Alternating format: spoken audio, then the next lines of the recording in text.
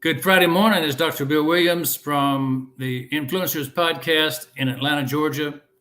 Very auspicious day today, September 1st. Big day for a lot of reasons, but the main one right now is I'm talking to Chris Griffin, Dr. Griffin, of the president of the 3D Printing Association for Dentists. Chris is not just a dentist. He's a friend of mine who is in Ripley, Mississippi, the birthplace of my wife. And I am so glad that we can interview you on the podcast because you're a big influencer all across dentistry. You've been teaching practice management for at least 1 decade, maybe 2, because I know I've been in some of your classes. And I know that you have impacted many people around the U.S. and around the world. So, Chris, tell us how you got started. What did this whole thing turn into from just being a practice management clinical teaching dentist to 3D printing? Well, hey, real, thanks, Bill, for having me on here today. And I appreciate those kind words. And real quick, let me, before I do that, let me tell a good Bill Williams story. Is that okay? Okay. I'm afraid of what's coming. Here you go. So I could get the year wrong, but I think it was 2008, 2009, around there. And I had been listening to a dentist who's a renowned practice management expert, Dr. Tom Orant, great guy. And he had given me some advice. I was at that time trying to build up a practice management consulting business. And so he said, Chris, you ought to find some big conferences and do what they call a piggyback seminar. So he said, find out where the conference is and rent out some meeting space the night before. And, then invite everybody you can that you know is going to the conference and have a little mini seminar the night before. And I thought, well, that's a great idea. So the Hinman, one of the greatest dental meetings in the country, is in Atlanta, Georgia, Dr. Bill's home state now. And so I sent out all these. I got a list of people attending the conference, and I sent out all these mailers. And we actually had 60 dentists that said, yes, I'm coming to your little mini seminar the night before. So I'm like, wow, 60. So we need a big room, and we need a lot of food. So I spent, at that time, $10,000 or $15,000 getting a nice room and a lot of food at the Embassy Suites. And we had 60 dentists supposed to come, right? So I got all this, the big projector in the back, and I'm wearing my best suit and got my mic, and, I'm ready to go. And it's supposed to start at 6 p.m. And so 5:30 rolls around, nobody's there. 5:45, nobody's there. I'm like, what in the world's going on? This is crazy. It gets closer to time. Nobody shows up. Well, right at 6, Dr. Bill, I think, and maybe 2 other dentists show up, right? And I'm like, so 60 people confirmed to come to this, and now 3 dentists are here, and I'm just heartbroken and sad and upset, and I really didn't even want to give the lecture. Like, one of the dentists just came, got a huge plate of food, ate it, and then left while I was talking. So it's just me and Dr. Bill and one other person. And so I don't know if you remember, but like I said, guys, I'm just going to get off this stage. So I walked down, and I just sat down at the table in front of y'all. And we had a little 3 dentist powwow for an hour and hung out. So that's how I got to know Dr. Bill. He wouldn't leave so I could go sulk in my room. And he gave me a lot of encouragement, and maybe, a lot of that may have helped me stick it out, Dr. Bill. So I appreciate it. Chris, I do remember it, and I do remember your angst, and I do remember I've felt the same pain. Mine was probably a lot earlier in life since I'm so much older. So it never did wear off, though. So I knew where you were coming from. Anytime you market something, what's going to happen is you're going to have a lot less people show up. That's normal. But what I learned, and I may never do another piggyback seminar in my life, but if I did one again, I would also, besides checking the seminar schedule, check the social calendar, because I believe I put my seminar up against the hygienist dentist dance over at the Omni Hotel. So that was probably mistake number 1, right? You should have brought the Heinz High Steppers with you. I should have. So, okay. So what was your question? You want to know how I got into the 3D printing stuff, or what was the question? Yeah. You gave a great intro to being in practice management. You have an extremely successful practice. I remember the 3-day-a-week dentist was something that I was doing, and then you were teaching it, and it's like, yeah, we think the same way. So you migrated into teaching also now 3D printing because you got so successful with it. So tell us that story of how you got into it. Well, so, when I got out of dental school in 1998, I started my own practice in 1999. Originally, I wanted to be a fancy cosmetic boutique dentist. Maybe how you are now, Dr. Bill. I don't know. Just do only the real high-end fancy stuff, and really, really beautiful cases, and people just give you hugs after the case because they're so happy with how you changed your life or whatever. But I just couldn't make that work. I didn't have a great skill level yet. I was only 25 years old, and I was in Mississippi, which didn't have a great population for that.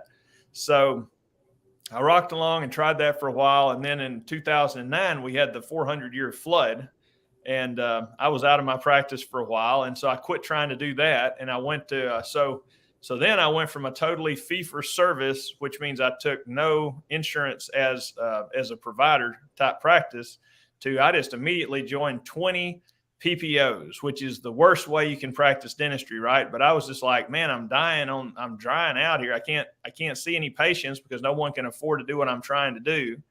So then I just did super high volume from 2009 to 2013, and I got really, really good at that. I got really efficient. I think my engineering background helped me in that respect because I was always big on designing workflows for efficiency and stuff like that.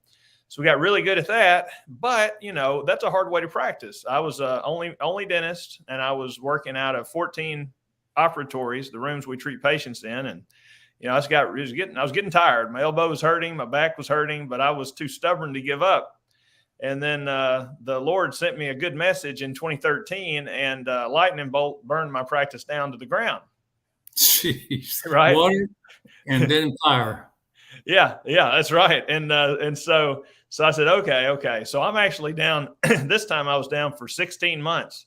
I went and practiced in a town 7 miles over, but I lost the whole practice, lost 75% of my employees, went from practicing in a 7,500 square foot dental practice to a 1,250 square foot nurse practitioner's office that my cousin and I plumbed out and renovated to treat dental patients. And it was a trial.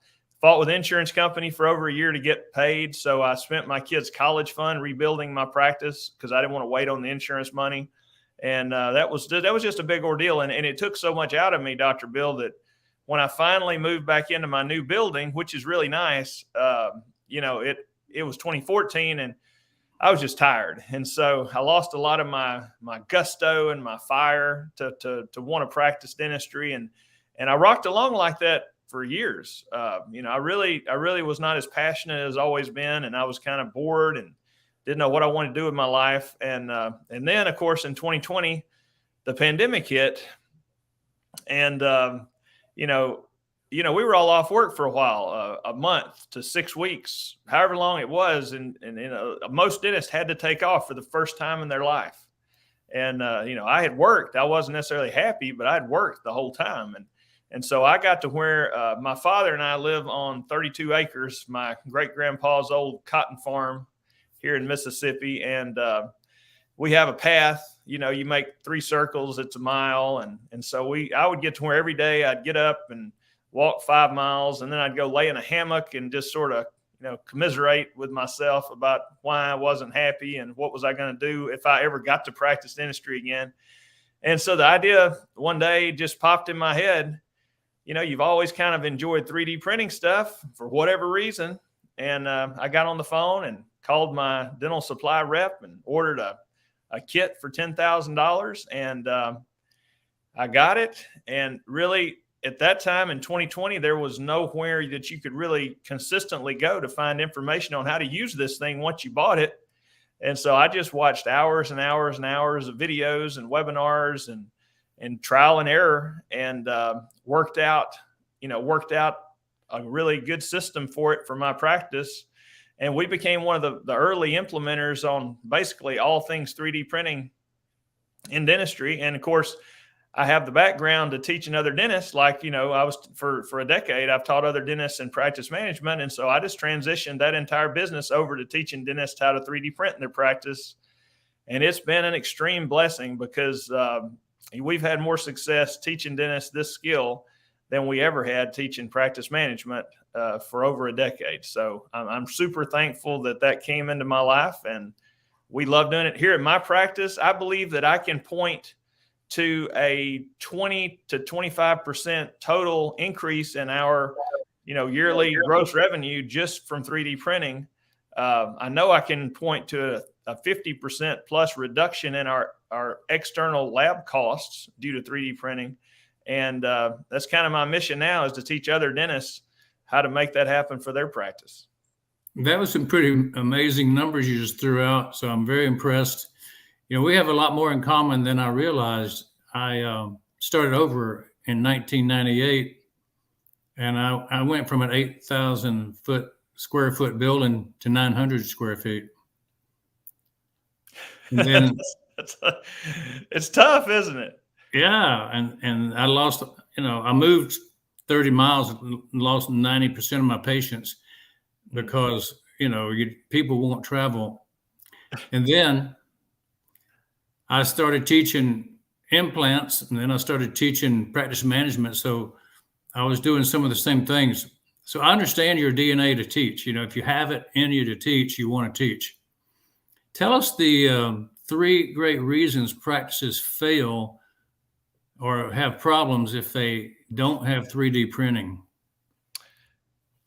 If they don't have 3D printing, I don't know. You're not going to fail right away if you don't have 3D printing, because we are still in a transitional phase. Like you hear that. I don't think anyone knows the exact numbers. You certainly hear numbers that range from 3% to 15% of dentists have 3D printing in their practice now, and that's 15% would be the max. And I think it's closer to 5 to 10%. And a lot of dentists may have purchased something to do with 3D printing, but hardly anyone is using it yet.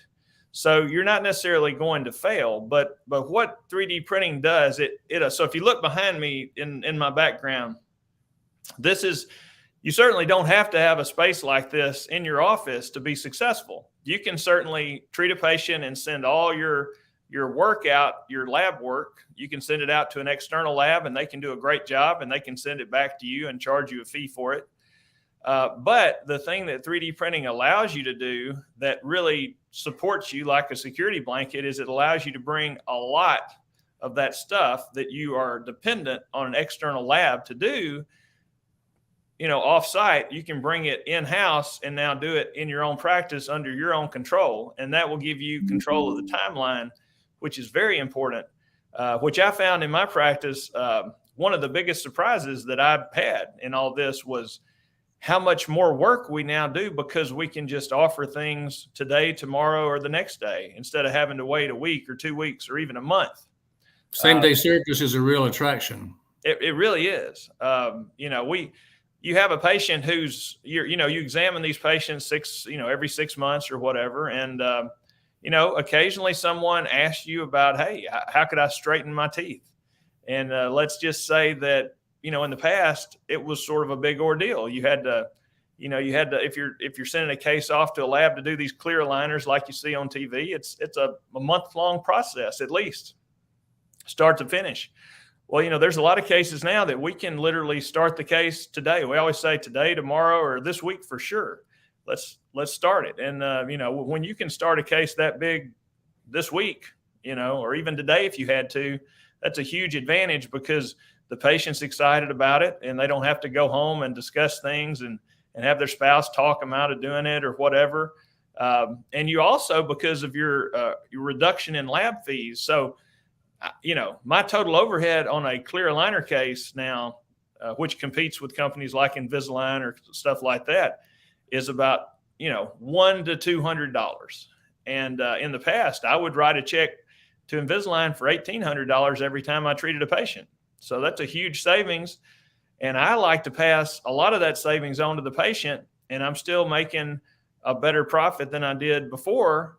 The patient's paying less, and they're getting it faster. So I don't know how you could beat that kind of deal.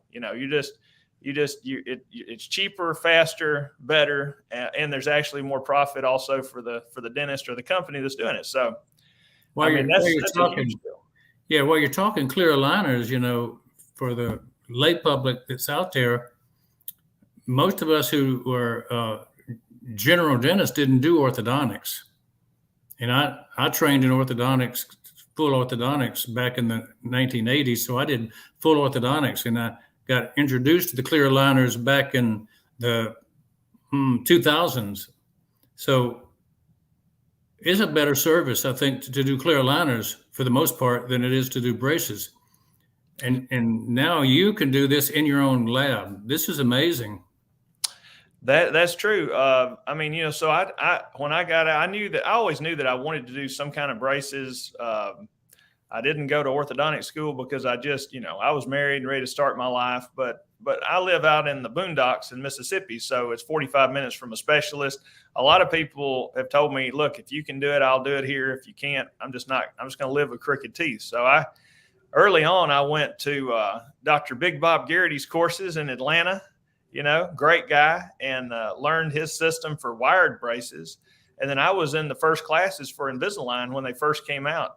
Went to Dallas to learn that, and did Invisalign for a long time, and it got great results. But it's just so expensive. And if you live in an area like mine where nearly half of the population is on some sort of state assistance, it's just tough to ask someone for, say, $5,000 for a case to straighten their teeth.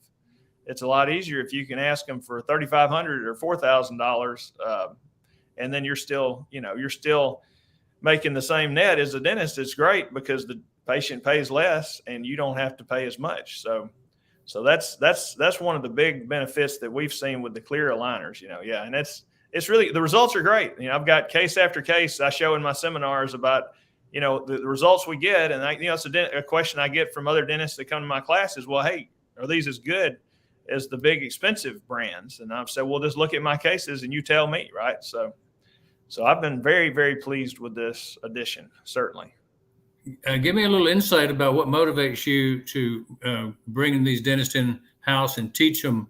How do you bring them to this level of understanding of using 3D technology? Well, so, if the question is what motivates me internally about it, that would be a good question. My wife would like to know the answer to that, because I would certainly make more money in my life if I just worked on patients as a dentist an additional day a week, because we only treat patients 3 days a week, and I work on the seminar aspect of teaching dentists the rest of the week.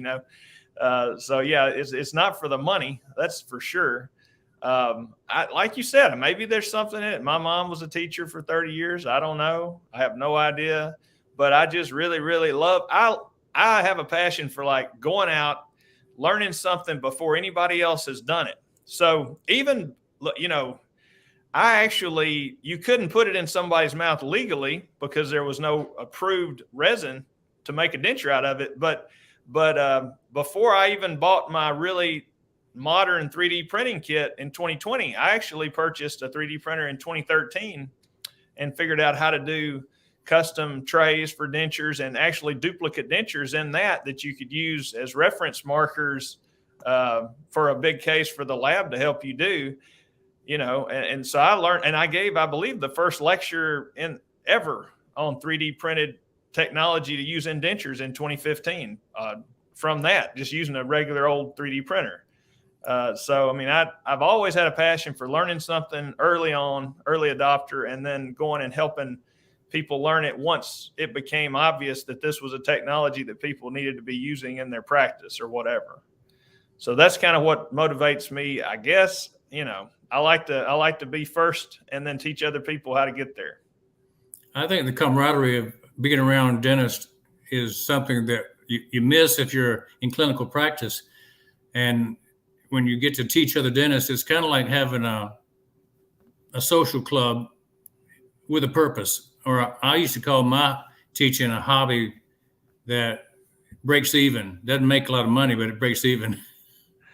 Well, there's people that have come to my courses here that have gone through your stuff, Dr. Bill, and man, everybody loves you. That's for sure.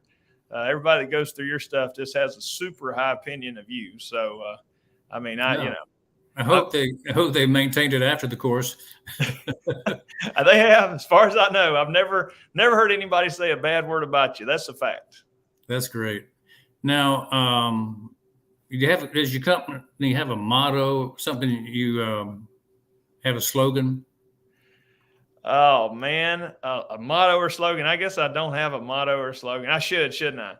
My tagline that they always read before I lecture is that I want to help dentists improve their lives through automation and workflows. So I don't know. That's not really a tagline, but that's what they always. Somebody said that years ago, and I sort of kept it at the end of my bio. So I do think that streamlining efficiency of any process, especially a complex change process like 3D printing in a dental practice, from sending stuff out externally to a lab to now bringing it in-house and doing it yourself, basically becoming a lab inside your own practice, which is, by the way, the European model for years and years. In America, we've adopted an external, let's send everything out, outsource model. I guess Americans, we kind of, outsourcing is kind of our thing, but there's so many advantages to bringing it in-house. I think we went overboard sending everything to China, though. We got to pull it back in. Yeah, right. So, and you know what most people don't realize, and it's perfectly legal, but the statistics out there would say that I think it's 60 to 70% of all the porcelain crowns that go in people's mouths every day in America are coming from Chinese labs, some shape or form, right? I mean, that's the statistic I've seen anyway. Now, I really try to vet my labs that I do still send some stuff out externally, and I try to say, look, are you sending any of this to China? And I want everything to be American made if at all possible. Yes, but that's the statistic, is that over half is actually coming from China right now. Yeah, give me a quick answer to this one. Why should somebody attend your courses? Oh, well, there's just not many out there. So if you want to do 3D printing in a dental practice, that is a great reason. Okay. There's a few. I'm not the only show in town. I'm one of about 4 or 5, and I really only know of 3, but I'm sure there's 4 or 5. But here's what I would say, because I've actually, when I was learning this myself, I went to a lot of these courses, other people's courses, and I will say this: we have the simplest. I'm almost sure we have the simplest seminar to get started. Like that's our objective. We don't want, if you come here, look, it's enough. It's enough that you have to bring a computer and you have to download software and you have to learn how to use that software, because it's not magic yet. You can't just think, I want to print a 3D printed denture and it just appears. You actually Siri, bring me a denture. Right.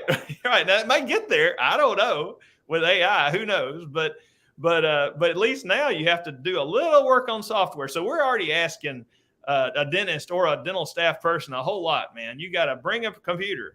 And by the way, every single seminar, at least one office doesn't bring computers, even though we've sent them 15 million emails saying, bring your computer. So I have a little, don't tell everybody, but I do have a little cache of computers that I can pull out in a pinch to help people sit through the course. But you got to bring a computer. You got to download the software. Now you have to use that software.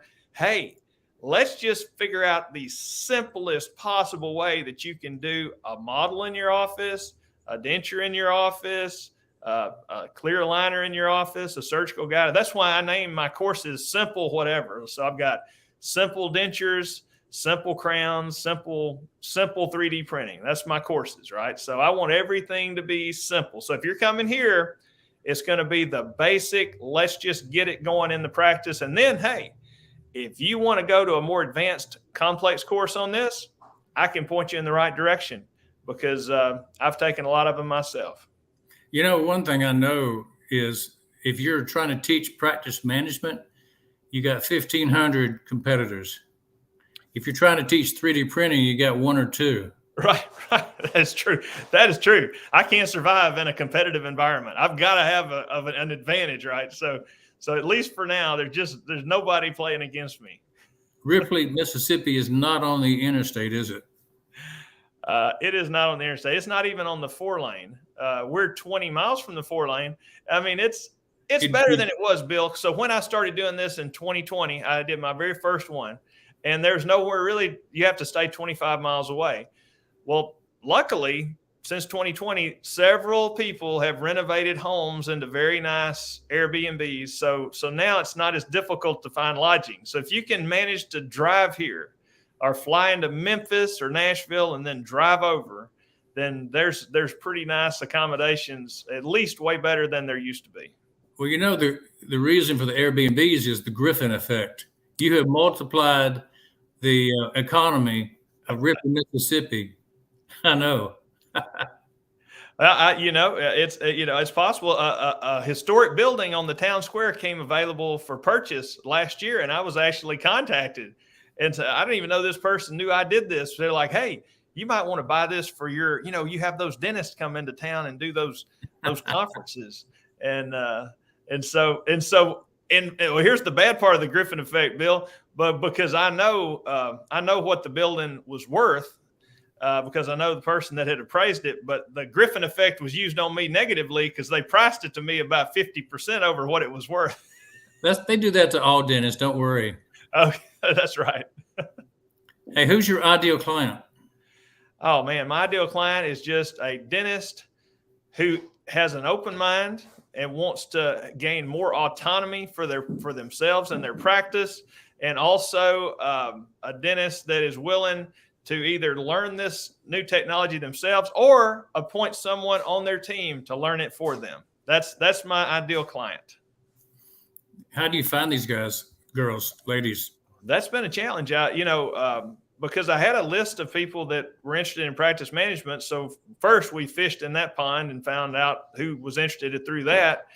Since then, we have done a lot of, we've tried a lot. We've just hit on we just found a way to get Facebook ads to self-liquidate. So we are getting people off Facebook that are interested in 3D printing that are halfway good prospects for us, right? So we do have that, and so anyway, that's right now my list and Facebook, and I do some speaking. I speak at state associations. I speak different places, and that's about it right now. Let me make sure I introduce you to the Top 100 Doctors group, Kenora Shaw's group, and you can get connected to a worldwide group of doctors there. Okay, that sounds great. Thank you. I'd be glad to sponsor you because I know how good you're doing. Well, give me a quick rundown of your actual well-defined product. What do you actually sell? What is your giveaway course or your for sale course? Well, so we try to give people a virtual option and an in-person option. So my flagship workshop, two-day workshop, is simple 3D printing. And like I say, we used to do it all around the Southeast, but now we just do it in Ripley, Mississippi.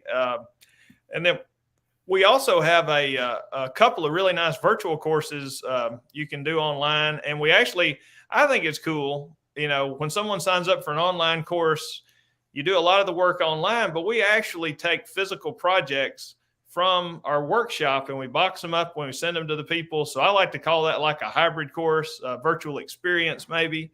And so that's that we have a simple denture course on how to make 3D printed dentures, and we have a simple crown course on how to do 3D printed crowns, inlays, onlays, indirect resin filling, stuff like that. That would be something that would be very useful for putting on Academy, which will be our teaching platform. We'll talk about that a little later, but I think that'd be an excellent thing for international use to spread that information out. And you might have, tens of thousands of dentists actually take that kind of virtual course. Well, that is, because there's only, in America, Bill, there's only a little over 100,000 general dentists. So I have wondered if we could take our virtual courses and teach dentists in different parts of the world. I honestly haven't explored that more than putting it on a sticky note and sticking it on my wall in my office. But I have had that thought that would be really cool. Well, the cool thing about the Academy that we're going to show you is simultaneous language translation to any other language. You could be talking in English and it'll come out in Chinese or That's Russian. crazy. I want to see that now. I'm excited about that. can they take your Mississippi drawl and turn it into an elegant Norwegian, or a Scottish brogue? I hope they can. I will tell you though, I don't know about all AIs, but like Siri, Apple's little Siri, that's really not AI, but just Siri. They sure have trouble with, when we say the word ice around here, it comes out a little different. Like my wife, we have a big ice at the country club here that I live really close to the country club. And so sometimes she'll say, hey, swing by the country club and get some ice on your way home. And it doesn't exactly come out ice, if you know what I mean, with our country accent. So we'll see. Maybe the new AIs can say, have a variation, a subsect of English, the Southern Mississippi redneck. I don't know. Hey, I went to school for 2 years in Clinton, Mississippi, so I'm well aware. That's well aware. That is right. Clinton is, it would also qualify as redneck Mississippi variation. Well, that's wonderful that we got a chance to talk about 3D printing. Is there anything else that's a challenge with 3D printing that you've overcome? The biggest challenge is just staff adoption. Staff doesn't like changes. And so if you're the kind of person that wants to do everything yourself, that's great. But you're in the way minority. Most people see the potential in this technology, but they just don't want to do it themselves. So they would like for one of their staff people to do it, and that's great. But staff don't love change. And so you get a lot of resistance in the beginning. The first step is a good example, even me. So the first step to 3D printing is you have to stop taking these squishy analog impressions. Some of you may have had that when you had braces years ago. It feels like it's running down your throat and it's just nasty and awful, right? So you have to actually use a digital scanner to get a digital scan, a 3D scan of the inside of your mouth, which is great. No squishy impressions, stuff like that. But my staff had done the squishy, nasty impressions for 20 years. They didn't want to change. And so I bought the scanner, bought the 3D printer, and I was like, look, I'll do all the work. I'll make all the models for the first few months. You just get me the digital scans and I will do it all. But they still wouldn't do it. I'd walk down the hall. I'd see them gagging a patient or something. It just aggravated me to no end. So over Christmas break in 2020, I actually detached the stone grinder, which has to be part of the process to do an impression. You have to have something to grind the plaster after you pour up the impression. So I actually took that and I took it out of the wall and I decapitated it basically. And then I put it on the cross ties outside the flower bed where the staff all had to walk past it before they came in the building January 1st, 2021. And so that was my little message to them. We're not doing this anymore. I'd also taken all the squishy stuff and the plaster and I'd hidden it or thrown it away. And so for 2 weeks, they belly ached and they fussed. This digital scanning is so slow and we can't do it and blah, blah, blah. But you know what? 2 weeks later, they're pros at it. And now they've never looked back. But it's going to take, you're going to have some resistance with your team anytime you have a complex change, and 3D printing is no different. I echo that with the 3D scanning, imaging. I would never go back. I tried 3 or 4 of them until I found the one that was advanced enough. And it was just because the generations got better and better since I started in 2005, I think, with the first one. Oh, yeah. And now those things are fast, accurate, and easy. Right. And boy, do they make your life simple. Absolutely. It is amazing. So like you, I bought my first one in 2013. Not as, you were before me, but 2013, I've still got the one from 2013, Bill. And I mean, one day that my other one had like a software update glitch and we were having to get it fixed or whatever. And they went back to try to use the old one. They couldn't even use the one from 2013 anymore. It's just so much better technology. And you can imagine, I mean, it's going to keep getting better every day, right? Every day. Well, give me a little bit of an insight about your maturing process. Now that you know what you know, what would you give advice to yourself if you were talking to your 20-year-old self? Oh, 20 years old. So I got married when I was 20, Bill. You're walking on dangerous territory. I'm joking. I'm kidding. So I'm still married, luckily, to my high school sweetheart from my 20-year-old self. So I entered dental school at age 20. I don't know. I don't think I would change a lot. I would probably say, look, man, you know, Fire insurance, flood check insurance. your maximum on your fire insurance policy. That's probably would be number one. I would also say, hey, buy Amazon stock. But you know, I would, you know, I would probably say, look, Chris, don't get so wound up about everything. You know, life's going to be good. Just do the best you can, and you know, just don't get so wound up. And I used to get really upset, and you know, if things didn't go perfectly. My staff that's been with me now for 20 years, I have a couple employees who've been here 20 years, and they swear that my young 25-year-old self as a dentist was such a taskmaster. And they're like, well, it made us be good though. But They say the same about me. When I was young, I was a lot worse than I am. I always thought I was the same. Well, yeah. And so now I have some new employees, and I think they're great. And so, like, I'll say something really encouraging when one of my new employees messes up, and my 20-year employee will like cut her eyes at me. And then I was like, what? She's like, you didn't used to be like that. I wish you'd have been like that 20 years ago. So Exactly. What do you want to be remembered for, Chris? you know, I don't know if anybody's honestly remembered for much. I would love it if my family remembered me as the kind of guy that tried to put family and God first above material things. But that'd be about the most I could ever hope for. And if I could get that, that'd be good enough. Are you going to 3D print your tombstone by any chance? Yeah, I could do that. I could 3D print my tombstone, I guess. Now, I don't know if it would last as well as whatever they make them out of, granite or whatever. I guess I could like chisel out a little 3D printed insert, maybe, Bill. I could probably do that. Hey, that's a new income center right there. Hey, there you go. Man, look at you. You're always thinking, always. All right. I want to know how we can support you and the 3D Printing Association for Dentists. How do people get in touch with you? You know, so I mean, we got a website for the 3D Printing Association. It's 3dpa.org. You know, if you want to jump on my YouTube page for the association, it's just at Chris Griffin DDS. Also, that's my LinkedIn handle at Chris Griffin DDS, and I think that's also Twitter and Instagram. So, you know, at Chris Griffin DDS and 3dpa.org, and I will be happy to help you guys any way I can. And certainly, if you know any dentist or anyone that's interested in how to do 3D printing for dentistry, I'm super excited to help them. Yeah, this audience is out to the lay public for the most part, but we'll push it into some of the dental forums we're in. But, you know, if you're a client of a dentist, patient of a dentist, tell them about Chris. You know, he would like to offer services to your dentist so you can get treatment in one day instead of have to wait 3 weeks.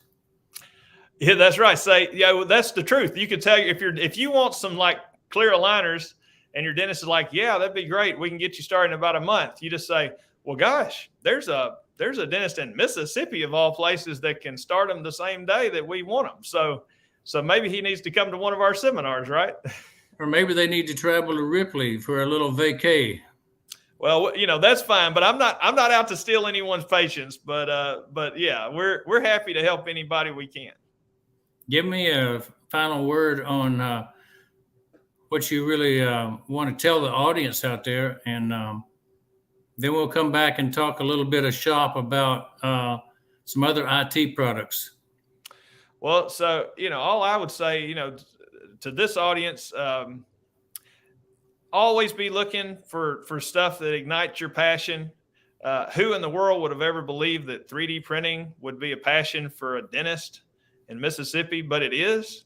And that's exciting. So, I mean, I still love being a dentist and I treat patients 3 days a week. But man, Thursdays and Fridays when I can work on these 3D printing projects and teach people how to do it, that's a huge passion for me. And I don't even feel like I'm working, right? And so like Dr. Bill said, this is a hobby that does a little better than breaks even, you know. And so, you know, I think that if you can find something that really makes you passionate for life in any way, go for it, no matter what it is. So that's what I would say to everybody. Thank you, Chris. You know, not only are you a good friend of mine, I look up to you because you're a basketball player from way back, and you've got some height on me, but I do look up to you as a instructor as well as a human being. So, hey, look up at my QR code if you're in the audience and you're kind of wondering what that is. That's basically a link to my digital business card on Ovu, and you can find out really two things about me. You can find out about every one of our influencer podcasts. We've done 60 of them at least, and they're all listed here. And I'll put Chris's up today. You can also find about our AI product line, the AI technology. Chris and I are both involved in Onpassive. He's a founding member just like I am. And so you can go there and find out how to interact with our products. And there's one that Chris and I were talking about, O Academy and O Connect. One's a teaching platform, one's a communication platform, and they are blended together. But we can talk to people all over the world and have teach to text to speech and speech to text and actually speech to speech in any language, just about any language. And so the future is going to be bright for the teaching professionals out there. So I just wanted to just bring that up to the audience while we're talking about how can you find something that's a hobby that pays you. And this is my retirement. Chris, I retired this year. Did you know that? I did not know that you retired officially this year. I thought you've been going to retire for a while. Yeah, I slowed down since 10 years ago. I started slowing down, and I was a 3-day-a-week dentist. Imagine that. I became a 2-day-a-week dentist for a couple of years. Then I became a 1-day-a-week dentist for a year or two. And I was a 1-day-a-month dentist for the last year. There you go. I mean, that's kind of like skidding to a real slow stop. And now I'm totally out. And I'm basically doing IT discussions and doing webinars and podcasts, talking about how to communicate. But with O Connect, you have an income center if you're part of this team. So that's kind of the fun that I've enjoyed, is sharing with people like yourself. And, I have thousands of people who have joined our team. And every one of those people are going to be financially set for life because they're part of it. So I would invite everybody to look into it and connect with me or Chris, because we're both part of this, and we'll be glad to support you. Thanks for being on our show today. It's been an exciting time for me to interview a friend. And I know if you're a dentist thinking about getting 3D printing, you know where to go. Go to Chris Griffin's online or in-office training, right? Yeah. We'd love to have you. Anybody that wants to learn how to do it, we'd be happy to have you down here. All right. So we'll be back with another exciting segment on the Influencer Podcast in just a couple of minutes. It's going to be a friend of yours. You might want to tune in, see who it is. Okay. A little surprise. All right. I'm excited. I'm doing 2 dentists on this Friday. Whoa. September 1st. 2 dentists. Might blow up. Yeah. Well, it's going to be exciting because it's Purple Cow Wow Day also. Dr. Pick, I bet. Dr. Robert Pick. There you go. Yeah, we're all a circle of crazy guys. So thank you for being part of our team. Thank you for being a friend of mine. I'll see you all later on the Influencer Podcast.